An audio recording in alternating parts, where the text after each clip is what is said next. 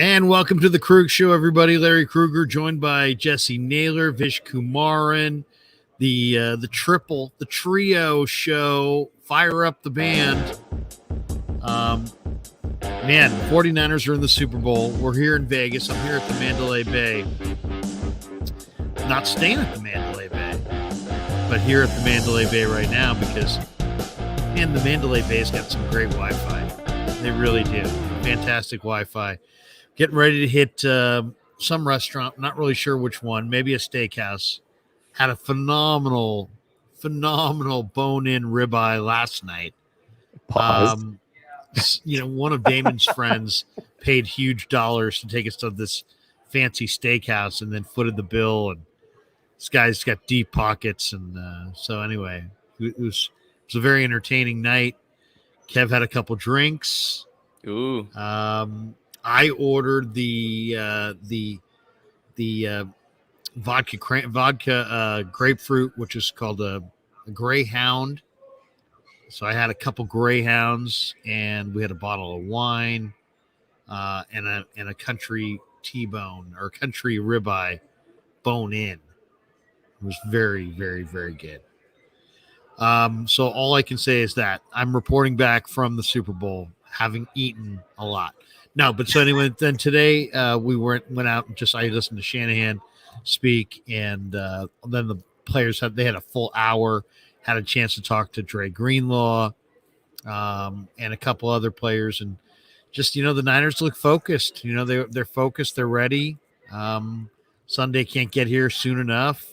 There's an awful lot of media obligations for the players, but it seems like it ends right about now. Yeah, it's over, right? I mean, that's it. They're preparing for the Super Bowl. They're fully ready to go. And we're just, a little over 48 hours away from the game actually kicking off. It's kind of crazy, man. The season's almost coming to an end. And I don't know that I'm ready for it to come to an end. I guess at least it comes to a culmination in the Super Bowl, which is what we all wanted. But, man, this season has been so exciting. These shows have been so exciting. I don't know if I'm ready for it to end, but here we are. Yeah, I'm kind of in the same spot. It's been such a fun football season. Every football season, it feels like, hey, like my entire purpose, and this sounds kind of sad, but it's the sad truth. My entire purpose on Monday through Saturday is getting myself to Sunday to be free as a whistle and watch, as Scott Hansen calls it, 6 hours of commercial-free football. So I love doing that, and I hope the Niners can finish the season strong, because it would be a pretty tough way for this season to end. It's already sad when the football season goes by, but if the Niners lose the Super Bowl, oof. By the way, guys, have you ever just been struck by something that you think is just so freaking cool, and you're just like, whoa, what the heck is that? I'm here at the Mandalay, and we're so busy just trying to find a spot that we could get going for the live stream that we just parked it right in the middle of this convention center area. I'm looking across. There is no exaggeration, a built into the wall TV set that's like 20 feet tall and 70, 80 feet wide. And it's just playing what? I gotta take a picture of this. I'll take a picture, show everybody. This is unbelievable. I gotta wait till somebody walks in front of it so you can see how big it is next to a person. It's unbelievable. He's just so intrigued by this TV. I can't believe it. This is fantastic. This is amazing television. I'll wait till somebody walks by. Okay, I just took a picture. Hey, Larry, did you know that Patrick Willis made it to the Hall of Fame? I saw that. And you know what, Patrick Willis, I'm glad that he did, because he was only derailed by, of longevity. I mean, he was just so awesome. He was really the prototype there for a few years, and it's amazing. He had the foot problems, and he just couldn't get over it. But what a great guy! What a great all-around player! I mean, he was a super blue chip player. It's like I always believed this too, that if you get an opportunity to have your coaching staff coach in the Senior Bowl, take it, because the Niners have done it just a few times. One time they did it, they got Patrick Willis the next draft, and he was there. And the next time they did it, they got Debo. Mm-hmm. So it's like, you get to find out, like, not just who's good, but like who really is wired to be great. And, both those guys clearly are. For me, look, the criteria is very different for different people. You have all these kinds of things. You have this guy can be a Hall of Famer with these stats, but this guy with the same stats isn't a Hall of Famer. There's so many weird things about it. But whatever the criteria is, whatever a Hall of Famer is supposed to look like, that's what Patrick Willis was for me. Like Krug said, the longevity wasn't there, but even without the longevity, the guy made 5 first-team All-Pros in 7 years. That's unheard of. This is one of the best football players we've seen. Krug called it with the blue chip. He was the prototype linebacker. If you could draw up a linebacker in a lab and ask him to play middle linebacker in any defense, any scheme, in any era, that's Patrick Willis.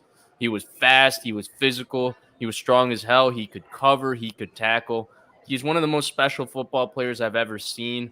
Jesse, you and I were just talking about this right before the show started. It was like one of those things that, like, if you asked me, like, who's a Hall of Famer in my lifetime, Patrick Willis is just one of those guys. He's just one of those guys that was so different, and you didn't have to know anything about football to just watch the game on TV and see that number 52 is completely different from everybody else. Yeah, he absolutely was. I mean, we were talking about the list of Hall of Famers, and there's a couple guys on that list that stood out. We were talking about Julius Peppers. Talk about a clear Hall of Famer. Sometimes you just see these guys and they're different. And absolutely, Patrick Willis fit the mold, like you said, size, speed, could play in any era. I mean, really, we saw him and Ray Lewis, obviously slightly different eras, but they crossed paths. And Luke Kuechly and Bobby Wagner. I mean, all these guys kind of crossed paths a little bit. To me, it was Patrick Willis and it was Ray Lewis. Those were the guys. Those were the two best and 4 very good linebackers, 4 Hall of Fame linebackers. But those two, to me, were a level above the others. And I think it's great that Patrick Willis is in. I knew that it might take a couple times to get in just because of the age and the longevity, but ultimately he is one of the best linebackers of all time. And I'm very happy he's in. I just tweeted out the picture. You guys can take a look, and I tweeted at both you guys. One of the coolest TVs. I mean, look at that thing. That thing's freakish. Yeah, that's a pretty incredible TV. It's a big size. That's a big TV. I love who's shown on the TV right now. Did he complete the throw? Who was that? Was that? You took a picture of Jimmy G about to throw it. Jimmy G, yeah, we're all big Jimmy G fans here in Vegas. In fact, right now there's Jimmy G going to Devontae up top, but it's just such a freaking big television. It's just like, it's awesome, dude. I mean, I'm sitting here going, if I could watch the Super Bowl from anywhere, it might be like right here with like food service. You're not going to be there for the Super Bowl, right? You're going back home. No, I'm going to be at home. You're going to watch it with your son. You said I got two younger boys. In fact, my middle boy Ben. Congratulations to him today. He made the varsity baseball team. Wow, so a very, very big moment for him. What's that? You coached him up? I'm the one who developed him. I mean, he was a nothing without me, and then suddenly. I gave him the steroids he needed, and I paid for the injections, and it's amazing. It's amazing what money can buy. No, but he worked. No, seriously, he worked super hard, and so he made the Northgate team. So I'm very proud of him. So I'll be home this weekend to watch the game with those two guys. But Vegas is buzzing, man. And today was a great day on Radio Row. I actually did a segment. You got to check this video out.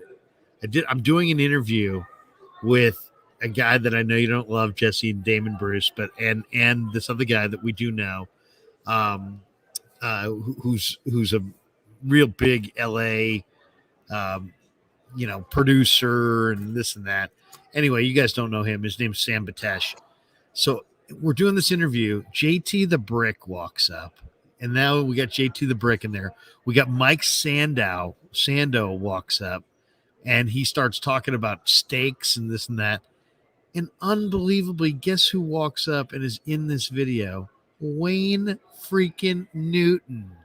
Nice. Wayne Newton Is he still super tan? Wayne Newton. I mean, I don't even know if that was really a person. He looked like so done up and so like, and he shook hands with some of the guys. But Wayne Newton, I mean, now I feel like I've had the complete Las Vegas experience for the most part. That we had Wayne Newton on the show, so very cool day today. Cool day today at Radio Row, and then we're getting ready for Niners Chiefs and Vish and I got deep into it on Tuesday, Jesse. But I'd love to hear your thoughts on it too. I mean, as far as how we're a few days before the game. How do we see this game? I mean, is it wishful thinking to think that the 49ers with Brock Purdy, can beat Patrick Mahomes and Andy Reid and a really good defense on all three levels? Is that just wishful thinking, or is there a path that you think is direct that the Niners can win? I'm all over the board here on how I feel about this game, but I do think the 49ers are favored for a reason, but they got a much higher point differential. Jump in though, Jesse. Go ahead. What's your breakdown on how you see this? Do you like the Niners to win this game, or are you picking Kansas City? No, I am picking the 49ers. I have it 24-20. You're talking about a Chiefs team that has gone over 30 points just 3 times this year. You're also talking about a Chiefs team that hasn't allowed more than 27 in any game. The Packers game, they allowed 27. Outside of that, they haven't allowed more than 24. And really, the Chiefs haven't looked better than over the last 3 weeks when they needed to. That's when players stopped dropping passes. That's when they started scoring. And Patrick Mahomes and Kelsey kind of took things over.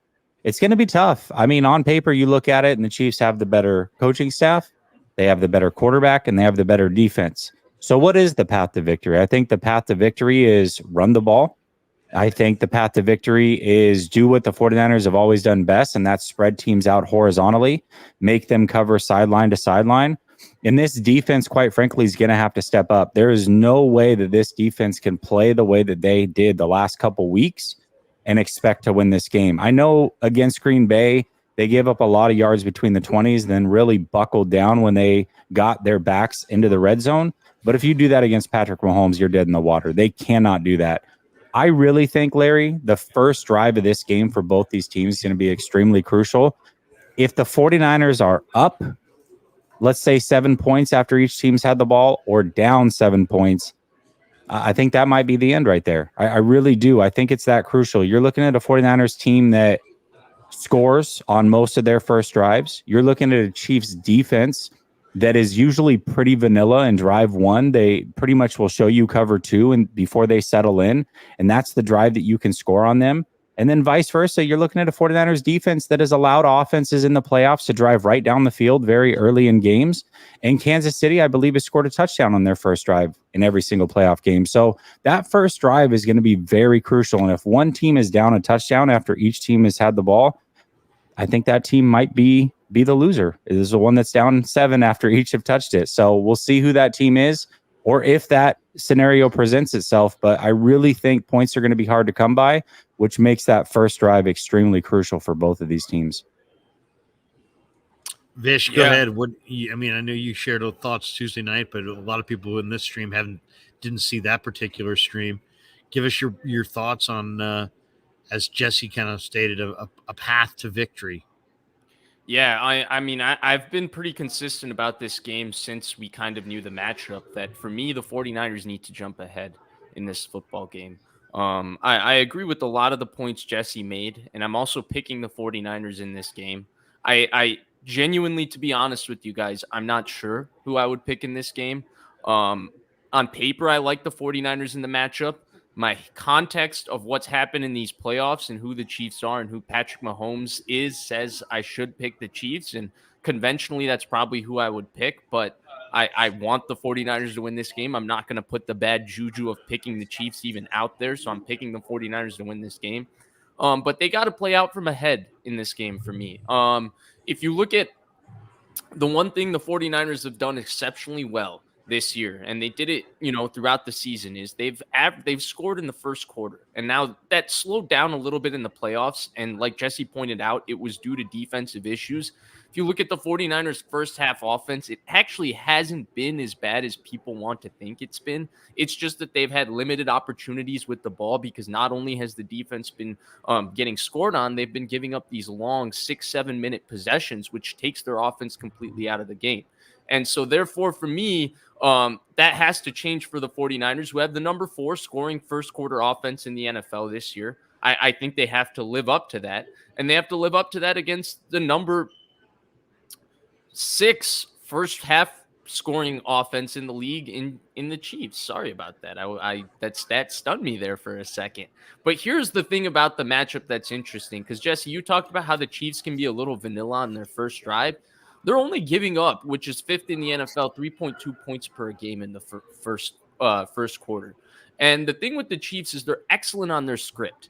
And I've been talking about it. Yeah, the Niners need to get ahead, but the reason the Chiefs have been so good in these playoffs is they've executed their script, That's the one time they really have a schematic advantage in the game, because calls become predictable and they've already planned they kind of know what defense they're getting, and therefore they're able to kind of predict and have a script and flow to what they want to call. It's fully rehearsed. Everybody knows what they're doing. They execute it. Their defense gets early stops and starts you slow. And now all of a sudden they can control the game with Mahomes, Pacheco, and Kelsey, like you described. Well, how do you change that? You have to be able to take the game to them. I think that's the key for the 49ers. Take the Chiefs and bring back the Chiefs team from earlier in this year, the Chiefs team that has weapons that are struggling on offense, put them in a situation where they have to play from behind, and put them in a situation where Mahomes has to throw to these guys in a shootout. And therefore, that's what I think the Niners are going to do. I'm picking them in this game, and I'll take them 30-27. Lamar just won MVP, by the way. No shocker there. Yeah, and AP Offensive Player of the Year goes to Christian McCaffrey over Tyreek Hill. CeeDee Lamb finished 3rd in that one. Lamar finished. I think that was the right call, by the way. Lamar to get the MVP and Christian to get the Offensive Player of the Year. Yeah, but Christian to get Offensive Player of the Year for sure. Yeah, I mean, he was fantastic. And that being said, would you feature? How do you want to come out if you're Shanahan and you want to run a lot of McCaffrey right away? What's the I do agree that the first quarter is important. I think we would all agree that a fast start is important. What's going to be the key for the 49ers starting fast in this game? And would you want to see him come out and just run it at the Chiefs? Because some of the numbers, if you looked at the Warren Sharp numbers, showed that the Niners in 2 backs are in 2 backs the most of any team. And the Chiefs are susceptible out of base to giving up 6 yards of carry in 2 backs on early downs. And that's 30th in the league. I mean, maybe it's just a steady diet of McCaffrey. How do you guys see Christian in this game? What kind of rush total, what kind of day do you think he's going to have? Jesse, go ahead. Yeah, I mean, it's funny because we've been talking about Christian all year and how we want the 49ers to save him. And, oh, my gosh, he's going to get 400 touches. Now it's like, let him touch the ball 35 times. Yeah, why not? However you want to do it, I don't care. Get him the ball as much as possible. But I do think that there is something to the Chiefs expect you to run the ball. You want to run the ball. So maybe early, don't run the ball, but also don't take a bunch of deep shots either. I don't know that you want to, when the Chiefs are in too high, take a bunch of shots either. Again, I really think the 49ers are at their best when they spread the ball horizontally and spread the field horizontally. And you can use the short passing game as an extension of the run game. Do that, mix in Christian McCaffrey running the ball, of course, and ease everything into the game. I think that way you can get Brock Purdy into a rhythm. I think that way you can kind of pick your spots when you want to run Christian McCaffrey. And I think that you can be very effective early. And then as the game wears on, continue to run Christian McCaffrey. And then hopefully you've softened up that defense enough to where you can get big gains in the second half and keep Patrick Mahomes on the sideline. The only thing that I truly fear in this game, guys, is Patrick Mahomes being down with the ball in his hands last, needing a touchdown to win the game. That's like the one scenario that I fear. Outside of that, I feel really good about this game, but that's all it takes is one final drive in this game being a one-score game with Patrick Mahomes having a chance to win. That's the one scenario that I just want to avoid seeing. Oh, absolutely. Because you just don't, you've seen that movie before and you know how it ends. By the way, welcome to the big trio Thursday night Krug show this week, but on all channels. We're streaming across all channels. And I just wanted to say off the start, excuse me, that we're brought to you by Pig and a Pickle, the best barbecue in Northern California. Thanks to Damon and Mary for sponsoring the Krug show. But we also have two sponsors for our Vegas trip, and that is Valley Hill roofing.net. Give them a call. They're fantastic, fantastic roofers. One of a kind, the best you're going to find, guys. I mean, creme de la creme of roofers. And valleyhillroofing.net. Give them a call, 209-481-6851. And Sharp Corners Sports Cards and Collectibles, located in Pacific Grove. Thank you to Anthony Catania. Give him a call, 831-521-5264. Appreciate them greatly. All right, we want to get into some of these supers and get some of these people's thoughts out as well. But first of all, on the Chiefs, when you're looking at this thing offensively, Andy Reid can do, we know. I mean, he's like Kyle, right? He can dial up anything. He's incredibly creative. They do have a bunch of weapons. If you're going with, they're going to stay with what they've done recently. They've streamlined what they do. They go to Mahomes to Kelsey, and they hand it to Pacheco, and they throw it to Rashee Rice, and everybody else is a small bit player. Those are the key figures in this offense. Are we going to see more of the same? Do you expect McCole Hardman and more razzle dazzle? Because against Baltimore, guys, he came out, and I was shocked. I thought, okay, they're going to show all kinds of wrinkles. They came out like a team that was just trying to make no mistakes, move the ball down the field, short passing game, not even really three-step drop stuff, just quick game, get it out now, run Pacheco a little bit. Ravens had a penalty or two, and bingo, they're in the red zone, and they scored. So I don't know. I just think that I could see more of the same, man. I could see Andy coming out with this low impact, doesn't look like much offense, where they're just dinking and dunking underneath, and Mahomes is running, but they move the ball. And I'm just wondering if the Niners, will get up on the line of scrimmage and really challenge them if they go into that mode they showed against Baltimore. Because why Kansas City has scored on 8 consecutive games on their first possession. And they get the lead, and then they turn it over to their defense, and their defense shuts it down. So, I don't know. That's how I see it. How do the Niners defend the quick game on first and second down? Yeah, I think said it. They need to be a little bit more aggressive. We've seen them early in these games, especially versus the Packers and versus the Lions. They've, played their quarters coverage, and they've played fairly soft. And that's, totally fine. In those games, it hasn't necessarily worked too well, but it's a way to play defense. I don't think they can do that against the Chiefs. I think the Chiefs will tear that up. Larry, I think they got to be aggressive. I think they got to try and put pressure on Mahomes early. I think there's a difference between being aggressive and then just being stupid. Like, aggressive doesn't mean blitz a lot. It doesn't mean throw the ball deep a lot. It means to be intentional. It means to, come out and be confident. And I think that's what they need to do on defense. They can't call their defense like they fear the Chiefs offense scoring on them.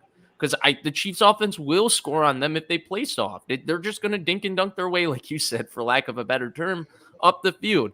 And so they have to call their defense, in my opinion, they're not scared of anybody on the Chiefs offense. And frankly, even with Kelsey and how good he is, and he is one of the best tight ends we've ever seen, and Mahomes is Mahomes, there's nobody on that Chiefs offense that scares you in terms of they're going to go over the top of you.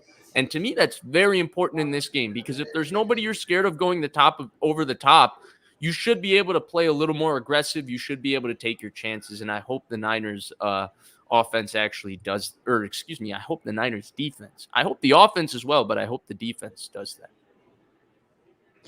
It's that short passing game that's so scary, because he doesn't really do anything. It's just like Kelsey off the line of scrimmage. If you give him a free release, he'll hit him, running within 3 yards. And he does the same thing he doesn't throw it a lot to Pacheco, but he hits Rice on some short stuff. And then it's like they almost feel like they're trying to get to 3rd and 3, and then they set up a bunch of looks that should put a lot of pressure on you, and then Mahomes runs it himself, and they stay on the field. I mean, it's just they're really, really good at doing, not making the big mistake and just moving the ball so methodically. What kind of offensive game plan do you think Kyle's going to have? I really think it's pretty much exactly what I said. It's stretching the ball horizontally, running the ball with Christian, getting Purdy involved through the short passing game. And I don't think that I look at the Chiefs secondary and I definitely respect them, but I can see a path where Purdy can get loose in the second half as well, because the 49ers forced them to bring that second safety down and go 8 men in the box. Why not take your chances with Purdy? Kittle should have a big game as well. You look at Ayuk, he's going to have L'Jarius Sneed on him, I would imagine, most of the game. That's going to be tough sledding for him. But use him as your decoy, use him as your clear out route guy, and let Kittle go to work. I really think this could be a huge game for Kittle. And I can't get out of my mind what Kittle said at the end of that last Super Bowl. We will be back, and we will be back with a vengeance. Well, guess what? You get to play the Kansas City Chiefs again. So to me, I think that's somebody who's ready to have a big game, be involved in the passing game. And just the way that the Kansas City Chiefs defense is constructed, I think it's designed for him to have a big game. I want to see Kittle get involved and have a big game here for sure. Yeah, I think that they just, need to take advantage of their advantages. The Chiefs' interior defensive line is lacking size. Yes, Chris Jones is an unbelievable player, but they're missing Derek Nottie. They don't have the same depth across their defensive line that they've had. They struggled to stop the run versus the Bills. The Bills' offensive line kind of mauled them. Not saying the Niners' offensive line really mauls anybody, but they should have their opportunities to run the football. Jesse talked about it, getting the horizontal passing game going, getting the ball into their hands of their playmakers. I think Juwan Jennings will have a big impact in this game, both as a blocker and as a receiver, as well as I think Kittle will have a big game. I think the two guys that are going to get the ball the most is going to be one McCaffrey, Debo too. I think the big thing for the Niners, though, is they have to play with force. They have to take the game to the Chiefs. They have to be aggressive. I really think this Chiefs team can get beaten, and can get beaten handedly if you can get a lead on them. And I think that's the part of the picture people have missed in the playoffs. If you can get up 1 to 2 scores on them, you change the game for this team. They're not as good in that situation as they've been in the past. Their weapons aren't that good. I think this is a great opportunity for the Niners. They have so much talent on offense.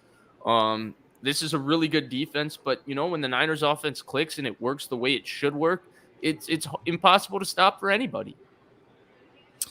Let's hit some supers here, man. We got Matt in the house. What did Matt have to say? Sid, how would you all like to see the offensive touches spread out from most to least between CMC, Debo, Ayuk, Kittle, Jennings, and Juice? I just want to make sure that you can't emphasize, you can't necessarily determine how it goes, but CMC you're going to hand the ball to. I would say I want to see 20 plus touches. I'd like to see 20 plus carries for CMC and maybe close to 25 touches. And as far as Debo, I'd like to see Debo get 10 touches in any way possible. If he got 10 touches over the course of the game, running or passing in any split, that would be great. And I'd like to make sure Ayuk got at least 5 to 7, targets. I mean, that's the way I look at it. The other guys can pick it up wherever there's leftovers. But how do you guys see what do you want to see as far as the usage on the weapons? Go ahead, Vish. Yeah, for me, Christian McCaffrey, 18 to 25, 18 to 22 touches, somewhere in there. He's got to get the ball. He's got to be the guy that they feed. I would say Debo somewhere, 8 to 12 touches. I think especially early in this game to set an attitude to this game. It's just Debo, his energy is so infectious. The team plays so well around his physicality. I think he would be next. I know I said a big Kittle game as well. I think Kittle will have a big game in terms of making big plays. I don't necessarily know that he will be targeted excessively in this game. I think he will be blocking a lot as he has been in the playoffs, and he tends to be when all of the weapons are there. He seems to be the least targeted guy. So I will say that Brandon Ayuk probably, 5 to 7 targets, maybe a little bit more. George Kittle 2 to 3, but I think every one of his targets will be meaningful. And then same thing with Jennings. It'll be 1 to 3 touches for me, but I think his targets, his catches will all be meaningful in this game. Go ahead, Jesse. Yeah, I think I'll go with what I was laying out. I'll CMC obviously with the most touches because he does run the ball. I'm gonna go Kittle number 2, Debo 3, and Ayuk 4. I really think that Snead and Ayuk that's gonna be a fun battle. But there's no reason, not that Ayuk can't get open or can't create separation, and if he does, get him the ball. But why even take a chance and throw in at Snead when you have a lot easier avenues to move the ball down the field? So for me, I would try to steer clear of that matchup as much as possible. Allow Ayuk to just take him completely out of the game and let all these other guys cook a little bit. I just had a thought as I'm watching on this board. There were some linebacker highlights of Willis, and maybe this is the weekend of the Niner linebacker. Willis, in the Hall of Fame, and Greenlaw and Warner in this game, because to me, I don't see the Niners winning this game unless those two guys are just monster. Because Pacheco's going to run it. They're going to throw it short a lot. It's just going to be a lot of action, and how much, how good those guys are could determine a lot. I think that I could easily see them both with double-digit tackles in the game, and maybe that'll be the theme of the weekend. Niner linebackers own the day. I like it. They're good enough to do it, that's for sure. Manny says, Brother Bob about to pay mortgages off with these super chats tonight. We got Cryptic who says, shout out to P. Willis, best 49er linebacker to do it, number 52. And there's been some good ones for sure. Gizmo Maltese, what do they need to do to stop the screen passes and the outside runs? What should be their strategy? I mean, I think I asked Steve Wilkes about screen passes a month ago or so, and he's just like, man, you just got to bust ass and want it. You know what I mean? Because you're going to be going one direction, then you got to flip around and go the other direction, and you got to read it, and you got to go, and you got to be really, really physical. They got to get as many, both in the run game and on the short, the short game, the screen passes, the little stop routes. They got the same way you got to be on time on offense. You got to be on time on defense. They got to close fast. They got to try to time some of these aggressive hits underneath, and they've got to make the chief offensive players pay the price for catching the ball in front of them with a big hit. I think that's it. Other than, because you can't over pursue and have Mahomes throw it over your head, but you can't sit back and just let him do. I mean, Baltimore allowed him to complete, I believe, 11 for 11 to start the game, and it was all just underneath stuff. So that'll be a bad omen. If Mahomes starts 11 for 11 again, that'll be a bad omen as to how things may go. I'm curious to see who the Chiefs activate this week. Is it going to be McCole Hardman? Is it going to be Kadarius Toney? I mean, potentially both, but whoever it is out of those two, that's going to be their end around guy. And then as far as return guy. And their kick return guy, yeah. So as far as screens and end arounds go, I mean, you really have to trust your corners to kind of funnel everything back inside and either make tackles or just keep containment. And then you can't miss tackles. And the 49ers have been up and down with missed tackles this year. So that'll be a big factor in this game if they want to contain some of the end arounds and screens and what have you. So I got something for you guys on the other side. And this is a part of the matchup that I haven't seen a lot of people talk about. There's a guy on Twitter. His name is Coach_A. You guys should follow him. He's fantastic. One of the best accounts in terms of learning defense, X's and O's and all of that. And one of the things he's been consistently posting the last couple weeks is the Chiefs' tendency to blitz when teams get condensed. And what they do when teams get condensed is Spags blitzes his corners. Why would you blitz your corners? Because when receivers are lined up with tighter splits, which means when they're condensed, they're closer to the offensive linemen, right? There's less space, there's wider spaces for them to attack outside, and they're lined up inside of the hashes. What happens is it's less path for the corners to travel and get to the quarterback, right? You blitz a corner and a corner runs 4-3, that's like 5 yards. He's got a dead on sprint to stop, run, and stop, get to the quarterback. How do you think the Niners are going to combat this? One of the things that we've seen the Chiefs do in the past in 2019 is they blitz the pre-snap motion.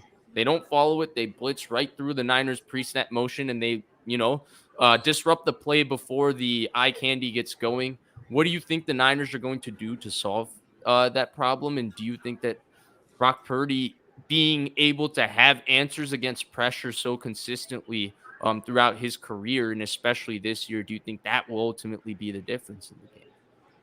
I think playing the Ravens was crucial because the Ravens did the same thing. And one thing that Brock Purdy has had a little bit of an issue with is some batted balls. Obviously, he's a little bit shorter, and the Chiefs are the best at batting balls down. So that's probably the game plan, right? Blitz off the edge and condense formations, and then get your hands up with the fat daddies up the middle and try to block passes and maybe get some picks out of it. So the 49ers have to be ready for it. And I think that Ravens game, they'll see a lot of similarities when they go watch the film of the Chiefs, and hopefully playing the Ravens will give them the early access to say, all right, this is what we need to do. This is what we would have done if we played the Ravens. Well, guess what? These guys are going to do some similar things. So hopefully they have the antidote to it. Really, it's just having quick, easy passes. Deebo Samuel is great at that.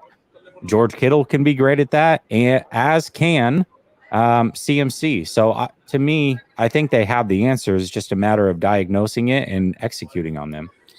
Yeah, one thing I'd love to see in this game is I'd love to see them move the pocket a little bit and get Purdy on the move, just because I just feel like when he gets moving, I think his feet, you get his feet moving more. I think it's when he struggles, to me, it seems like he's kind of slow lower half and he plants his feet. So anything where they move the pocket early, just to try to establish a little offensive rhythm. So much about your success in a game is predicated on your quarterback. So much of your quarterback is predicated on his rhythm. Just a couple, whatever plays they feel like they can get his rhythm going.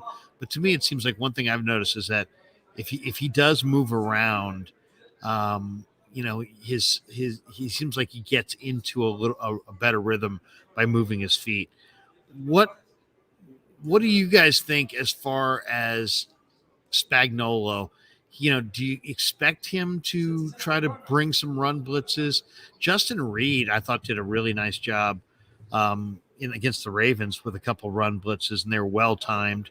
To me, it seems like he's great kind of tackler developing too, right? Yeah, he's developing into a really nice football player, and then that gives them another player against the run to have to worry about. How do you see Spagnuolo playing this, especially Noah Menahue up front? Are they going to have Willie Gay, by the way? Is there any word on that? Yeah, he's fully ready to go. He's going to go.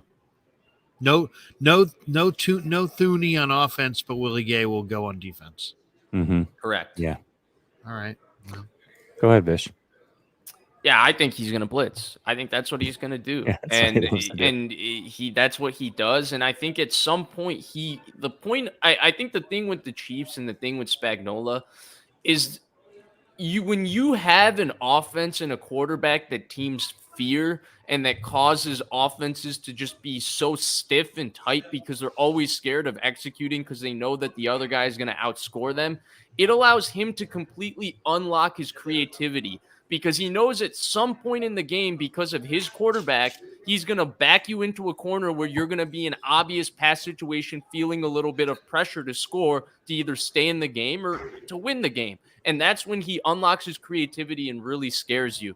And so I think that's what he's going to try to do in this game. I think where the Niners have an advantage and where it's a little bit different for the Chiefs is they've needed to play from ahead to allow their defense to close and win these games for them. Jesse brought up the stat of how they haven't allowed more than 30 points this year. They also have only beaten one opponent this year that scored more than 20 points against them. So this has been a team that's won grinded out low scoring games. They're not really made to come from behind. Those weapons are not that good. You can expose this team if you get ahead of them. And I think that's the key for the 49ers. Spags is going to blitz. And if you allow Spags to be in a situation where they're dictating game flow like they did to Baltimore, like they did to Miami, the Niners are never going to feel in this game because Spags will be creative. He'll constantly get stops on third downs, right? This isn't a Chiefs team that causes a lot of turnovers like Baltimore's defense. I think they were 28th in turnovers this year, which means they get a lot of 3-and-outs, and they get 3-and-outs because of Spags' third down creativity and his ability to blitz. And so when you look at those two things and you look at the fact that, hey, the Chiefs offense is not good from playing from behind. Like, look at the Raiders game, man. They struggled throughout that Raiders game just because the Raiders kept running the ball and holding on to that lead. You can get this Chiefs team that way. I expect Spags to be aggressive, and that's why I want the Niners offense to meet that aggression with aggression themselves, and that's why I want them to feature Debo early as well, to set a physical tone and set an emotional tone to this game. You have to show the Chiefs that you're not intimidated by them. I think a lot of teams that face them at this point are kind of intimidated by the fact that they just don't lose in the playoffs to just about anybody. Mahomes has an aura about them in the defense. Chris Jones and Spags, it feels like they can always get it done when things go wrong. You have to break that aura. You have to spook them a little bit. That's what Tampa Bay did to them, and I think part of that was Brady himself's aura. Somebody has to give the Niners a similar confidence and a similar freeness. I think they have it. An early lead, to me, would do wonders for them because I think it would allow them to know what they know, which is that they're better than the Chiefs. On paper, they are. Yeah, they absolutely are. And when I look at this matchup, of course, Spags is going to blitz. That's what he does. What's interesting about the Chiefs is they do kind of rely on Patrick Mahomes being on the sideline and teams knowing that. You look at what the Baltimore Ravens did. The Baltimore Ravens game plan should have been what their game plan always is: run the ball. They had 6 runs in a game that really was never out of hand with their running backs. Why they completely abandoned what they've been since Lamar has been there blows my mind. It doesn't make any sense. The only thing that I can make sense of is that Patrick Mahomes on the other sideline, and that scares people enough to feel like they have to throw the ball and keep up, I guess. But Spagnuolo is going to blitz, and he's not worried about you picking up 6, 7, 8 yards at a clip. He's just hoping one time in the drive he can get you to be in a 2nd and 10, 2nd and 11, and then he's got you exactly where he wants you. He feels like he can unleash everybody. He feels like he has a secondary that can stick with receivers man to man, and he can force you into some bad mistakes. And it's worked for him very well all year long. In fact, it worked for him last year. One time in 36 games, they've given up more than 30 points, and that, oddly enough, was last year's Super Bowl. So we'll see if the 49ers can be the second team to do it. Cryptic says game has to have similar mindset, or game has to have the similar mindset like how they approached Philadelphia. They buckled down, and difference was 6-0, then 14-0. Early possessions are critical. Yeah, no, I totally agree. They were very sharp that night against the Eagles. Very different offense and very different quarterback, though. Yeah, different deal altogether. Keith Murphy, the unbeaten, says, we struggled with Green Bay and Detroit, but both those teams also beat Kansas City. We're primed to get it done. I don't like playing that game of we beat this team, so that means, and they beat them. I mean, they can do the same thing to the 49ers and say, well, we beat the Ravens, and the Ravens smacked y'all, so guess we're going to win the Super Bowl. You know what I mean? Yeah, I do think the Packers versus Chiefs game, though, is an interesting example of how the Niners can play the game, right? Like, the Packers jumped ahead on the Chiefs early. They kept the Chiefs to field goals. They scored touchdowns.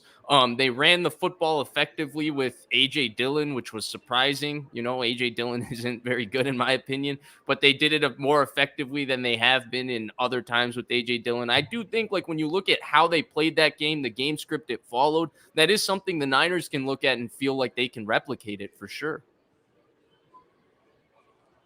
Couple others here. Congrats, P. Willis, Hall of Fame. What made him so special? Well deserved. Or, everything. Everything. You did everything well. He was just a super blue chipper. I mean, he was super strong, super fast. and just Superman. I mean, the guy was just one of the greatest athletes, and very, when you have great athleticism and you also make you're like the smartest player at your position, you get Jerry Rice, you get Patrick Right. Willis, you get the guys who wear the gold jackets. So he was that special. I was always wondering, would they penalize the fact that he, had the foot injury and didn't have the longevity? And I'd much rather see guys whose bodies failed them that were spectacular get in than just guys who just kind of stayed around for a long time. Patrick Willis was like the best linebacker in the game. Yeah. I mean, From day one. Yeah, he was awesome. From day one, right? Like the 5 first-team All-Pros in 7 years is unheard of production. I think longevity shouldn't matter in these situations. I understand how important it is in a sport where longevity is so difficult to come by, like football. But when you're talking about Patrick Willis or Sterling Sharp, these guys that evidently were so much more special than their peers, I don't think that we should penalize them if their bodies eventually failed them. What made him so special is he's literally, if you wanted to draw up a middle linebacker in any era for any defense in a lab, you would create Patrick Willis. Every attribute that he had was that. Great player, no question about it. Okay, another one here. Hold on. There we go. Jordan Pena. This offense misses, or this defense misses Hufanga like crazy. Wait, are you worried? Are you guys worried about? I don't know. If you had Hufanga, you wouldn't have Jair. Jair, I think, is one of your more physical players. I really think if the Niners are going to win the game, and I do think they're going to win the game, I think Jair Brown's going to have like 10, 12 tackles in this game. So I don't know if I would go with I know Hufanga's a good player. You always want all your good players, but Jair Brown, I think, is going to have a big role in this game on Sunday. Where are you guys with Hufanga, Gibson, Jair? How do you see it? How do you see it going next year?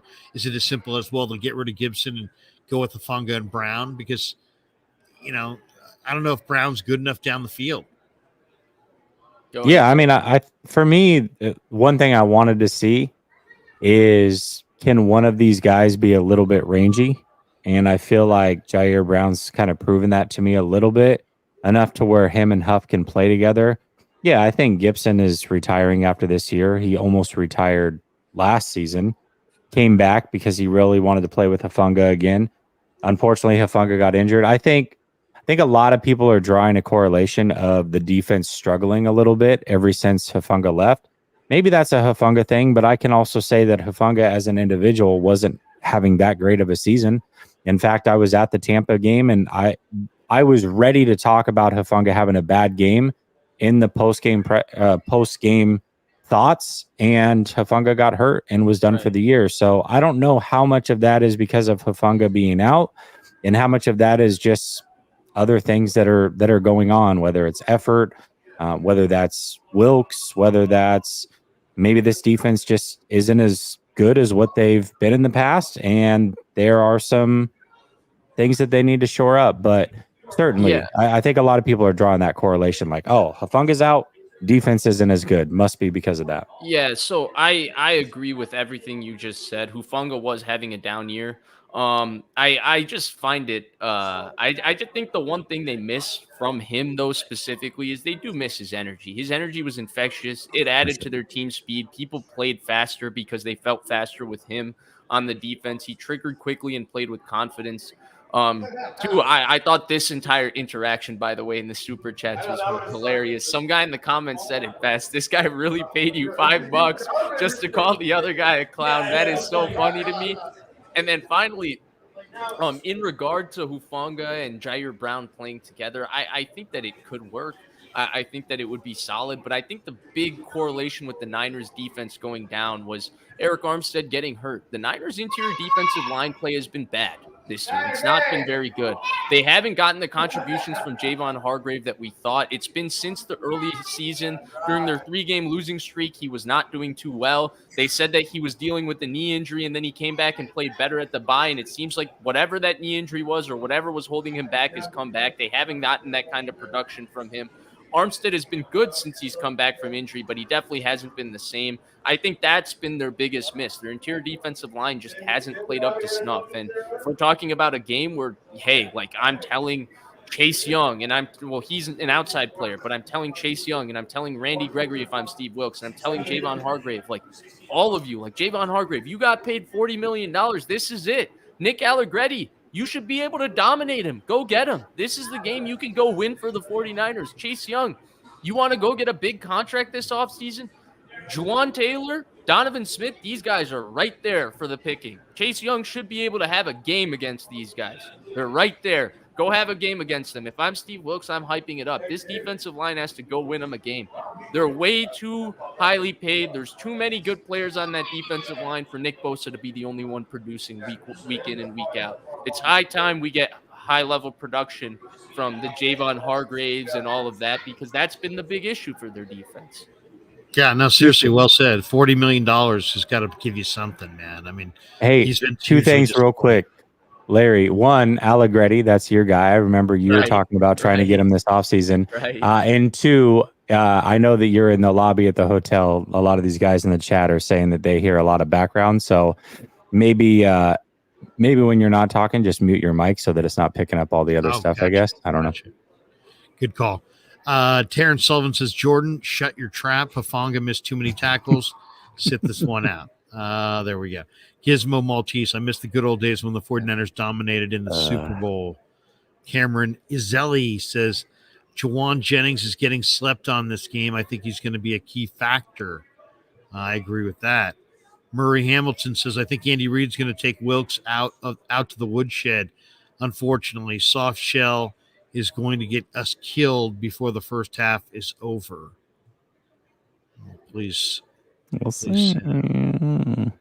It's a big day. It's a big day for Wilkes for sure, and for the Niner D. I totally agree though on what Vish's point was too. It's like, you know what, Hargrave's got $40 million guaranteed. They traded for Chase Young. These guys all have big reps.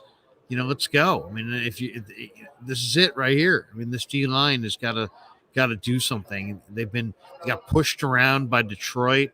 They didn't get a lot done against Jordan Love initially. So, I mean, come on.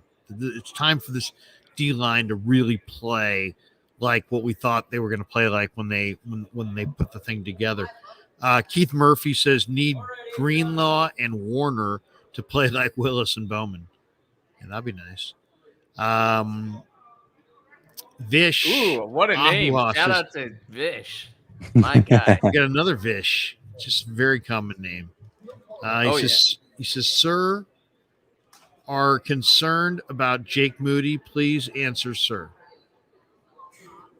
Well, Vish, I feel like this is apropos for you to answer this one. Honestly, guys, I'm not sure. I honestly am not sure. Am I concerned? Like, obviously, a part of me is concerned. The guy has missed 2 kicks in 2 games. But at the same time, the second kick he's made in both of those games have been remarkably clutch to me. Like, they felt like pressure kicks. And then it's like, oh, my God, he was tough to stand in that moment and make that kick, right?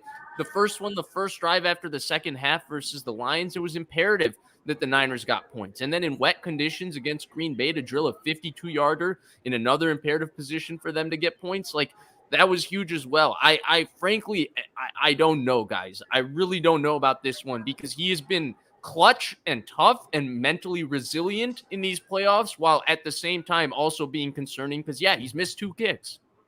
I don't know if he's going to miss kicks, but am I concerned? I 100% know that I'm concerned, yes. Oh, you know what? For sure. Why would I not be? It took him exactly one kick. It took him exactly one attempt in the playoffs to do exactly what Robbie Gould had never done, which was miss a kick. Oh, it was blocked. It was, first of all, it was a low kick. That's why it was blocked. Second of all, it looked like it was going wide left anyways. So no, I don't trust him. I didn't like the draft pick the night of the draft. People thought I was complaining about it. He kicks the ball out of the back of the end zone on kickoffs. Well, he hasn't even done that half if the he time. doesn't do that, they're screwed.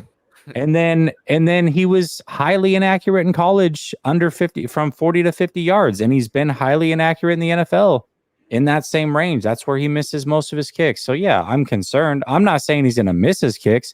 I don't know the answer to that, but am I concerned? Yeah, absolutely. All I got to tell you is at least this time Asante Samuel isn't coming in there and disrupting his kickoff practice routine. You remember when that was happening to David Akers?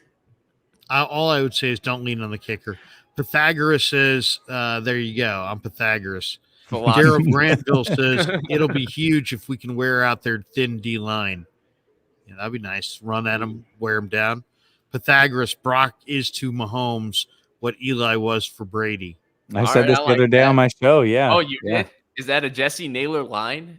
I'm sure that multiple people can come to the same take. No, I've never heard of Pythagoras. So he came to the conclusion, it sounds like, on his own. But yeah, definitely.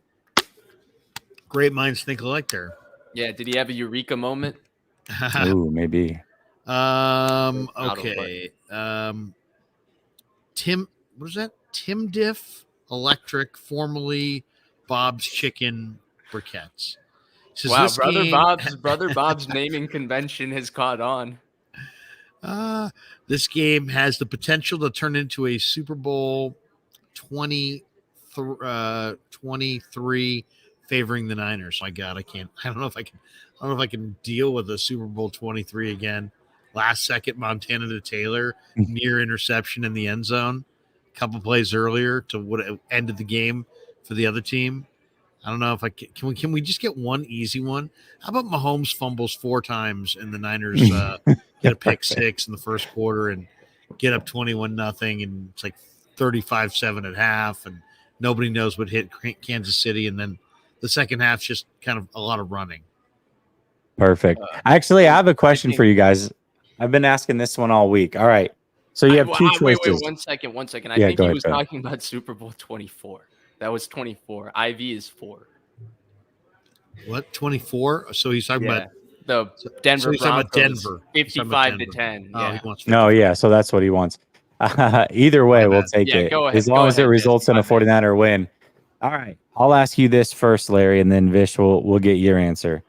So you have 2 choices. Either the 49ers are down 4 with a minute left, 2 timeouts, getting the ball at the 25-yard line, needing a touchdown, or they're up 4 with a minute left, 2 timeouts. Kansas City is getting the ball, needing a touchdown. Which scenario would you rather have at the end of the game, Larry? Down. Me too. Yeah, down as well. I have more belief that Brock and these weapons can do it than I believe that the Niner defense can stop Mahomes. I pretty much just don't have belief the Niners offense can stop defense can stop Mahomes. But I really wanted to say their defense, not because I don't believe in Brock Purdy in this situation. He's obviously shown that he can accomplish what needs to be accomplished in that situation the last 2 weeks, just because of the defensive line point, man. Those guys, come on. That offensive line is missing their best football player in Joe Thuney. Those 2 offensive tackles stink. You have a 4-point lead. You got to be able to close the game on with the defensive line that includes Nick Bosa. I'm looking at you, Chase Young, Javon Hargrave, Eric Armstead. It's time to go. Chase Young got called out. How's he going to respond in this game? He's going to make the optics look as good as possible. I mean, this is the best thing that we could hope for. Chase Young is going to have a high motor all game long. There's no excuses now. I think him getting called out like that may be one of the best things that ever happened. We'll see. Samir Azir says, it's the big show. Thanks for the content. What's up, Samir? The way I look at Chase Young is, to me, he's one of those players that's so athletically gifted that he doesn't need to be on it and just motivated in every game. You just need him to reach the level that he's capable of reaching in one of those games, right?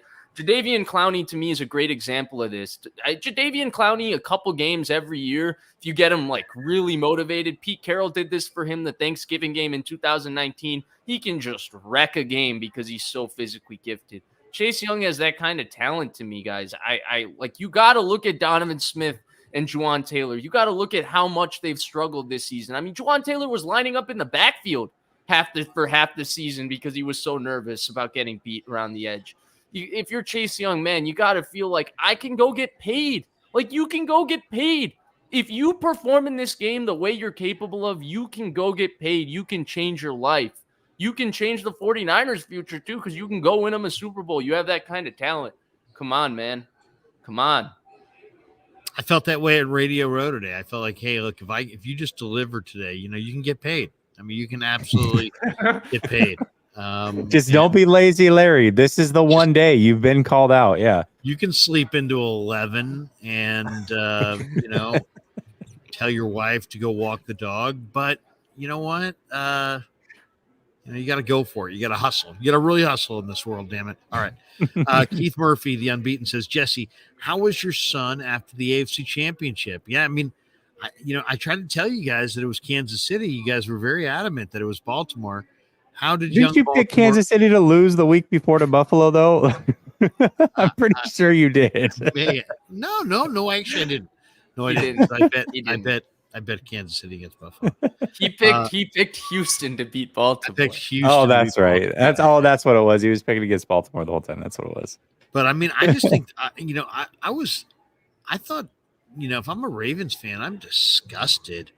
I mean, Todd Monken, you have 6 carries for running backs. You're the number 1 rushing offense. You actually started off running and you had a little success, and then you just willingly abandon it so that Lamar can pass.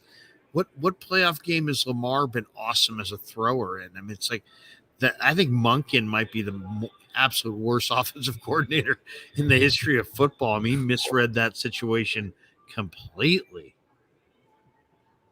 What'd you guys think? That was horrible game plan. Horrible game plan by Monken. And yeah, it just didn't make any sense to me. But as far as my son, I was at the 49er game, watching that game prior to the 49er game starting in the stadium.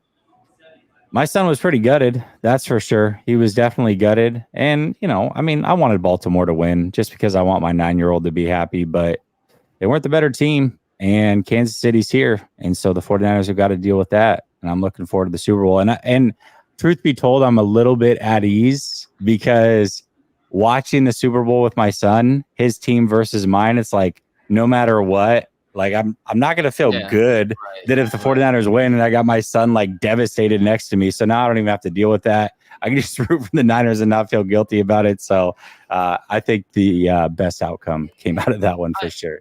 I will say one thing about the Monken thing and the worst offensive coordinator. I'm with you. He called a terrible game, but look, they were in a 1-score game at home where their defense got stop after stop, and they put the ball in their MVP quarterback's hands, and he got a little spooked in that game, man. He got a little spooked by Spags. He was not dropping back and playing with the efficiency he played with the entire season. I still feel like in a 1-score game at home, you should feel confident no matter how much you're putting the game in that guy's hands because he is the MVP of the NFL, and it never felt close to me. That was the one thing about that game that really disappointed me from Lamar's standpoint. I would obviously blame Monken more. I'm right with both of you guys, but it was disappointing to me that it never felt close, and that game was 1 score the entire time, and Matabuke and that defense dominated the second half. Guys, if you can't keep it clean in the chat, we're gonna have to start banning people from the chat. And Vish, I'm talking specifically to you. So if you can't keep it, clean in the chat, Vish. No, I'm just joking. I'm not talking about Vish at all. But if you guys can't keep it right in the chat, I'm gonna have to come to your house, beat you up. You don't want that. Well, you don't want that. You don't want that. Then what if I trip and fall and sue you? Think of it that way. I'm on my way to coming to your house to beat you up. You see a 54-year-old guy, kind of pudgy, and he falls down, he trips, and it looks like he cut his knee. And now he's probably going to get up on your insurance, and it's going to be ugly. So just remember what can happen. Okay, just how the terrible things that are out there. All right, Aaron Lost says, I asked somewhat jokingly, I asked Copes on their chat to bring you on as a guest. Oh, look at that. Thank you. and he said that you were talking shit on them. What? What say you? Come on, man. Anybody who knows me knows I talk shit on everybody at all times. So, who's Copes? Oh, he's our buddy Adam Copeland from Cambiar. I'm sure. You know what? Somebody, I don't know. If you're saying could I have talked S, I could have.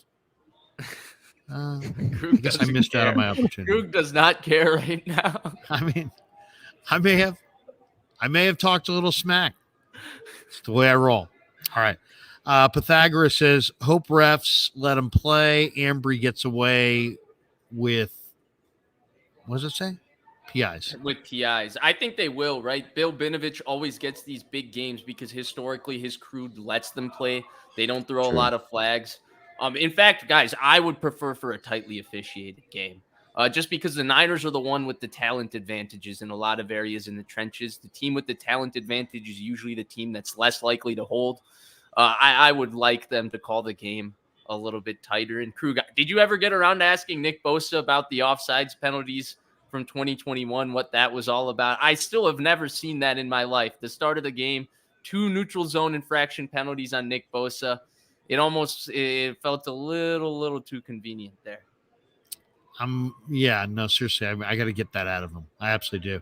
Flav says, Jess, I think you need to make shirts that say most certainly. I feel like I say no doubt about it more than I do most certainly. I say most certainly a lot? I say no. I thought this was an inside joke when I saw the comment come in because I don't feel like I associate most certainly with you that way. I do say no doubt about it all the time, though. So that's probably the shirt that really needs to be made. Just remember this. If you're going to have a crutch phrase, you'd rather it be instead of you know what I'm saying. Just think it over. Think it over. Know what I'm saying? Think it over. The crutch is bad. The you know what I'm saying is worse. I interviewed a guy one time who had the you know what I'm saying crutch. And, I mean, the lines are lighting up. I mean, people just could not get enough of that. All right. One last one here as we're kind of towards the back end here. Kev's rapping me. Keith Murphy, the unbeaten, says Krug is on one right now. Thank you. It's Vegas Krug. I'm much more relaxed. I haven't walked the dog in a while, and nobody here to tell me that I'm not parking in the right spot and all these things like that. It's amazing. I just go on and I'm undefeated here.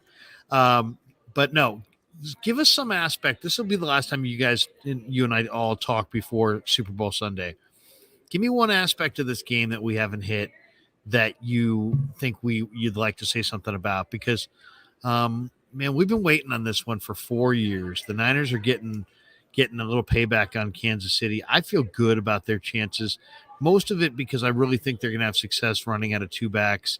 I think Purdy's going to be sharp. And I think the 49er defense has been called out.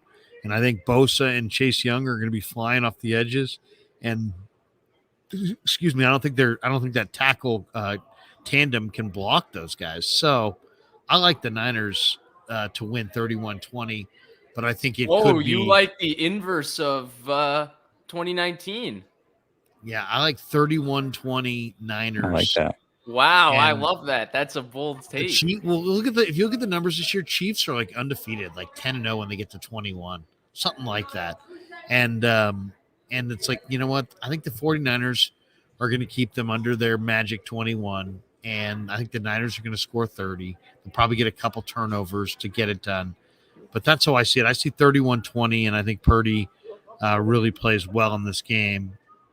Maybe it's partial hope, but I'll give you a different angle to it, Krug. Special teams. We talk so much about offense and defense. The Chiefs have consistently had an excellent special teams under Dave Tope. Great special teams coach.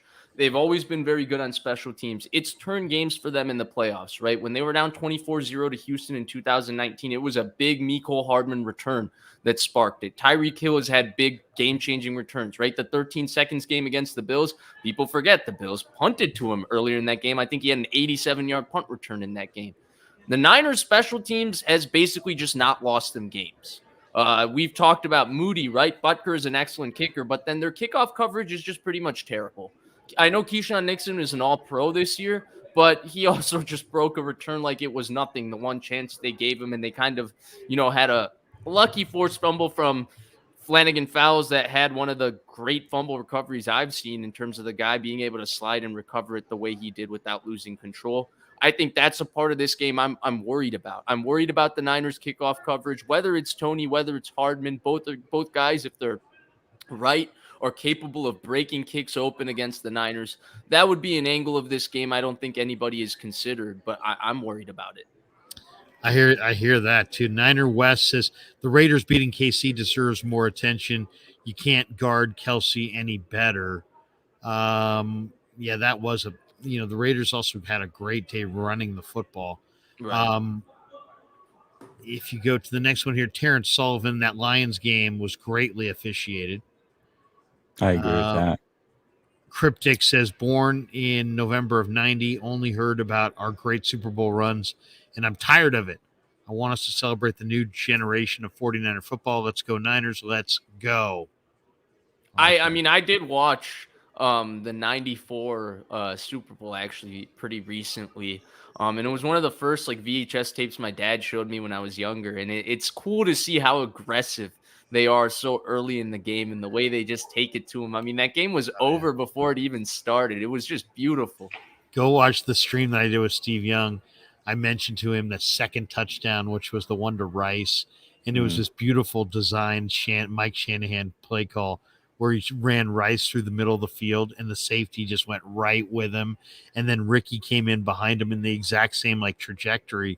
And just there was nobody there. And Ricky was just running for free, I said to Steve Young, man, I'd love to see Kyle dust that thing off with like Ayuk and like CMC or something like that. It would just be absolutely amazing.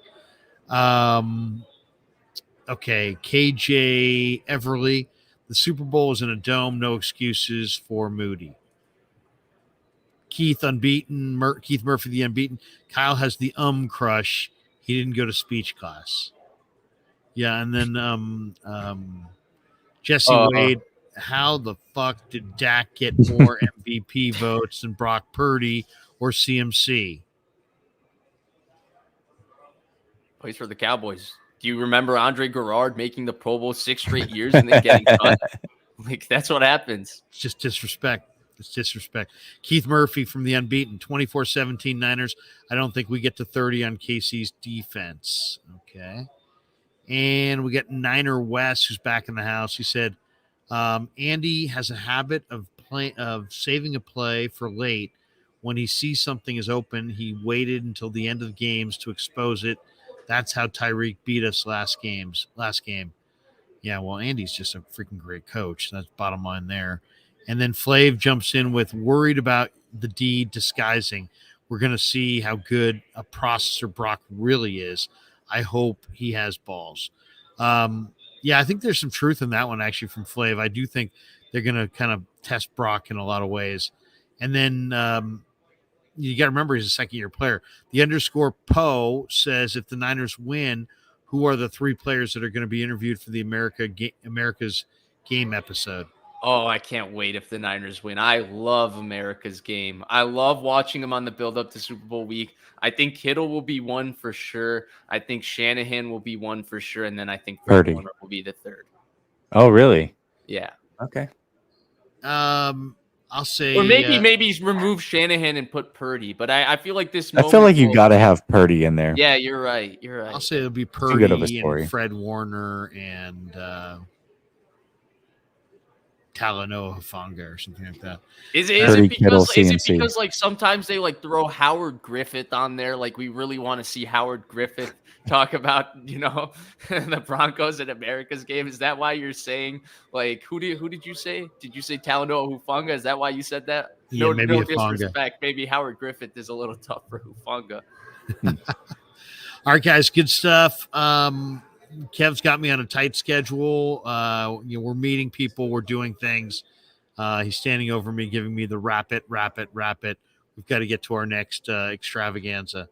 So anyway, guys, good to see you. Have a great night. Great to do this. Go Niners. Yeah. Did you see that? Yeah. Yes, exactly. Wrap it up. He won't blame you guys. He'll blame me. He's like, Dad, it was you. It was you. Dad, you talking. You said one more thing, and then it was 30 things, like Cosmo always says in the chat, man. What's up? Up fish, and I'll get all the criticism from Kev right there. All right, guys. Everybody have a great night. Peace. Go Niners. Yeah, never met a man I've been scared of. Careful, you won't get exactly what you asked for.